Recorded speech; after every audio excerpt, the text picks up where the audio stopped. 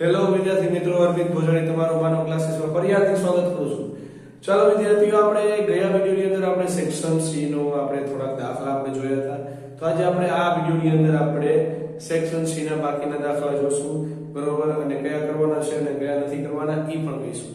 જો આપણી ચેનલ ઉપર તમારે બધા લેટેસ્ટ વિડિયો તમારા હાથોહાથ તમારે જોતા હોય તો આપણી ચેનલને સબસ્ક્રાઇબ કરો, લાઈક કરો, શેર કરો અને તમારા ભાઈબંધ મિત્રોને પણ શેર કરો કે જેથી એને પણ આ બધી વસ્તુનો લાભ મળી શકે. તો ચાલો વિદ્યાર્થીઓ, આપણે હવે દાખલો ચાલુ કરશું. 43 નંબરનો જે દાખલો જે છે, ચતુષ્કોણ ABCD જે છે વર્તુળને પરિઘ છે. તો સાબિત કરવાનું છે કે AB + CD = AD + BC. તો હવે આ આકૃતિ દીધી. પેલી વાત આ દાખલો બહુ સહેલો દાખલો છે અને આવડી જાય એવો છે, બરોબર, કે અહીંયા તમારે એક વિધાન આવશે કે પ્રમેય 10.2 મુજબ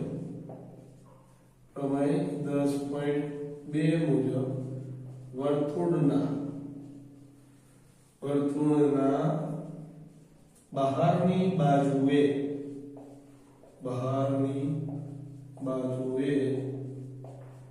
દોરેલ સ્પર્શકની લંબાઈ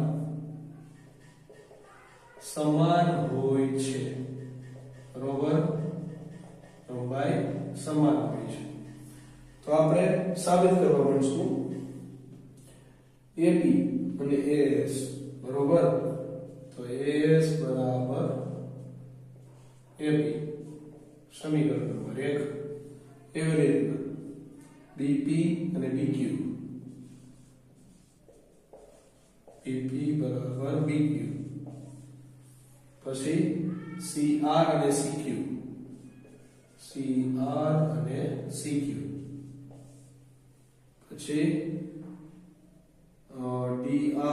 DS,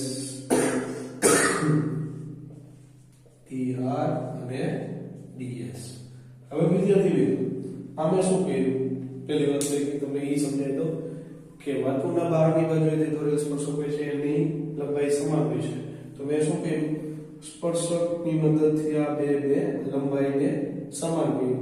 એ ખૂણાને મેં એ બિંદુને મેં મધ્ય બિંદુ બનાવ્યું, જેના ઉપરથી મેં બધાય બિંદુ 4 શિરોબિંદુ છે એ ચતુષ્કોણના 4 શિરોબિંદુને અનુરૂપ એની સ્પર્શકની લંબાઈને સમાન કરેલી છે. હવે તમારે શું કરવાનું છે? સમીકરણ 1, 2, 3 અને 4 નો સરવાળો. તો સમીકરણ 1, 2, 3 અને 4 નો સરવાળો. હવે જો તો ચતુષ્કોણમાં સામસામેની બાજુનો આપણે સરવાળો કરશું. તો આ શું થયું? AP + PB, બરોબર, AP + PB, પછી CR + RD, બરાબર, BQ + QS, બરોબર, BQ + QS. પણ આપણે તમે જોઈએ BQ + QS લઈશું એટલે કે હું તો AD ને પહેલા લઈ લઈએ આપણે, કેમ કે સાબિત કરવા આપણી પાસે છે, બરોબર. તો AS + SD + BQ + QS. ચાલો હવે જો આમાં પગે હું એને જોડી બનાવી દઉં છું. થઈ ગયું? હવે AB + BB નો સરવાળો કરો તો AB આવી જાય, આખું AB, અહીંયા આખું AB, પછી CR + RD કરો તો CD આવી જાય. તો જોઈ લો, તમારે સાબિત કરવાનું આની બાજુમાં આવી ગયું. એવી રીતના અહીંયા AS + SD કરો તો AD આવી જાય, પ્લસ BQ + QC આવશે, QS નહીં આવે, QC કરો તો BC આવી જાય કે ન આવી જાય. તો આ છે તમારો 3 માર્કનો દાખલો, જે બહુ નાનો દાખલો છે અને પૂછાયેલો છે. હવે આના પછીનો જે નેક્સ્ટ દાખલો જે છે એ આપણે કરવાની જરૂર નથી. અને તમારે પણ ભણવાની જરૂર નથી. તો આપણે એ દાખલો સ્કીપ કરશું, પછી એના પછી નેક્સ્ટ લાઈનમાં એના પછીનો આપણે દાખલો શીખશું. તો ચાલો આગળ વધશો. ચાલો વિદ્યાર્થીઓ, આ છે નેક્સ્ટ દાખલો. જે આપણે 44 નો દાખલો નથી કરવાનો, જે પૂછાયો નથી. હવે આ છે આંકડાશાસ્ત્રનો દાખલો, બહુલક શોધવાનો. તો બહુલકમાં પેલા અંદરથી પેલા તમને શું યાદ આવવું જોઈએ કે જો તમને ડાયરેક્ટ શોધતા આવડતું હોય તો કઈ પ્રોબ્લેમ નથી. જેને ડાયરેક્ટ શોધતા નથી આવડતું, પેલા એને પેપરની અંદર આ કોઠો લખવાનો, જેની આવૃત્તિ મોટી ઈ તમારો બહુલક 1. સમજાણું? ઈ તમારો બહુલક 1 થશે. તો આને દઈશું f1, આને દઈશું f0, આને દઈશું f2. બરોબર? તો હવે સૂચિ બધી નાખી. તો ભાઈ l બરાબર શું છે? બહુલક 1 ની અંદર સીમા 30 થશે. પછી f1 બરાબર 10, f0 બરાબર 9, f2 બરાબર 3. પછી વર્ગ લંબાઈ કેટલી થાય? 5 5 નો ગેપ છે, અહીંયા 5. તો હવે z નું સૂત્ર, બહુલકનું સૂત્ર મૂકી દો કે l પ્લસ કૌંસમાં f1 માઈનસ f0 અને 2f1 minus f0 minus f2 એને ગુણ્યા h. હવે આ બધી કિંમત આમાં મૂકી દો. તો z બરાબર l એટલે 30 થશે. પછી f1 એટલે 10, f0 એટલે 9, અહીંયા 10, અહીંયા 9, f2 એટલે 3, એને ગુણ્યા 5. હવે z ના z, અહીંયા 30 ના 30, અહીંયા ઉપર એક વધ્યું, છેદમાં 20, 9 ને 3 12, એને ગુણ્યા 5.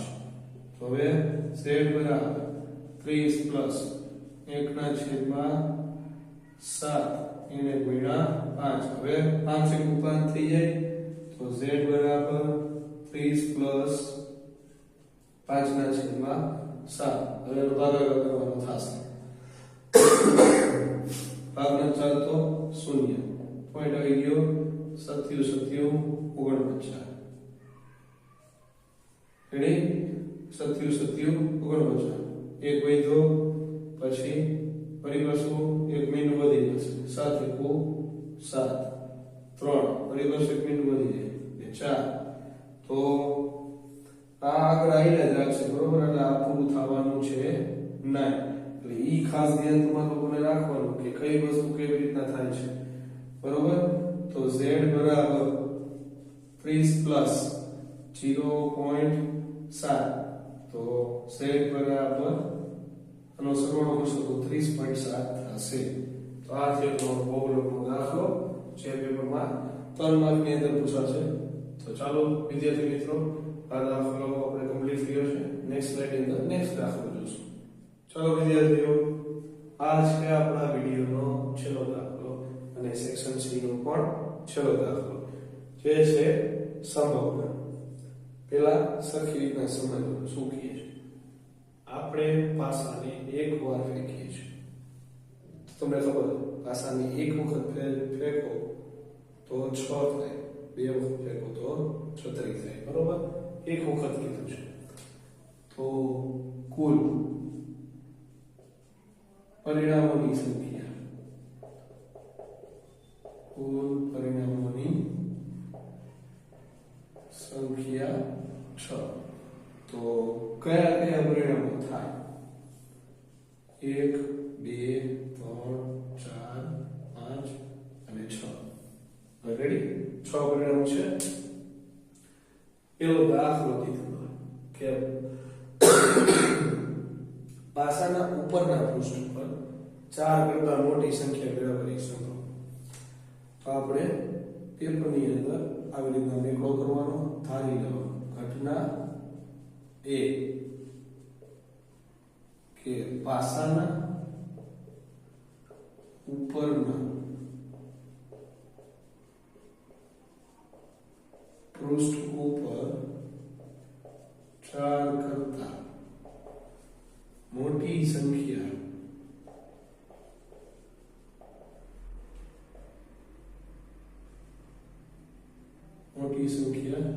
આવે. રેડી? તો આ ઘટના ધરાઈ ગઈ. હવે સાનુકૂળ પરિણામોની સંખ્યા, બરોબર? સાનુકૂળ પરિણામોની સંખ્યા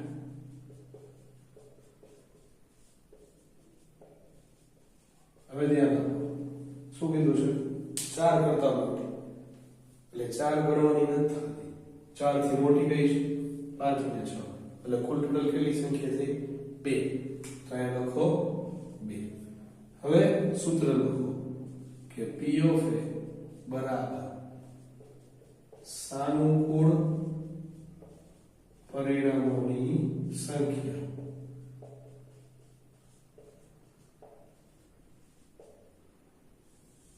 છેદમાં કુલ પરિણામોની સંખ્યા. રેડી? હવે 2 ના છેદમાં 6, ભાગ ઉડે છે 2 ગુણ્યા 3, 2 ગયા એટલે કેટલા વધ્યા?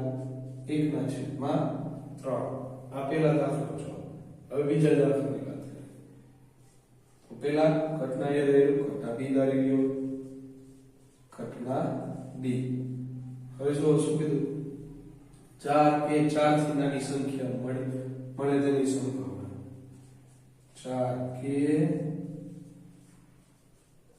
4 થી નાની સંખ્યા હોય.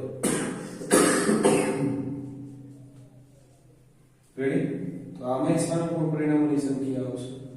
લખો સાનુકૂળ પરિણામોની સંખ્યા.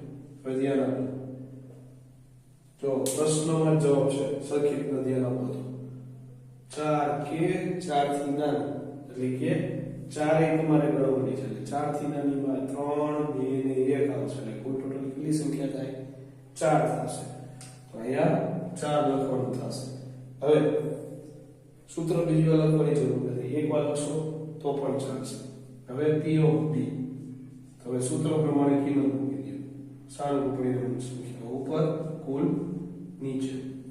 ભાગ ઉડાડી દો. 2 ગુણ્યા 2 અને 2 ગુણ્યા 3. 2 ગયા તો જવાબ શું આવે? 2 ના છેદમાં 3. તો વિદ્યાર્થી મિત્રો, આ થયો તમારો સંભાવનાનો દાખલો, જે 3 માર્કનો છે, બહુ છેલ્લા છે, તમને આવડવા જોઈએ અને આમાં તમારે મહેનત કરી લેવાની છે, જેથી તમે પાસ થઈ શકો. તો ચાલો વિદ્યાર્થીઓ, આ વિડીયોની અંદર જો તમને સરખી રીતના સમજાણું અને સરખી રીતના બધાય દાખલા મગજમાં ઉતરી ગયા તો આપણી ચેનલને સબસ્ક્રાઇબ કરો, લાઈક કરો, શેર કરો અને તમારા ભાઈબંધ મિત્રોને પણ શેર કરો કે જેથી આ બધી વસ્તુનો લાભ લઈ શકે. તો ચાલો આપણે વિડીયોને એન્ડ કરશું. જય હિન્દ, જય ભારત.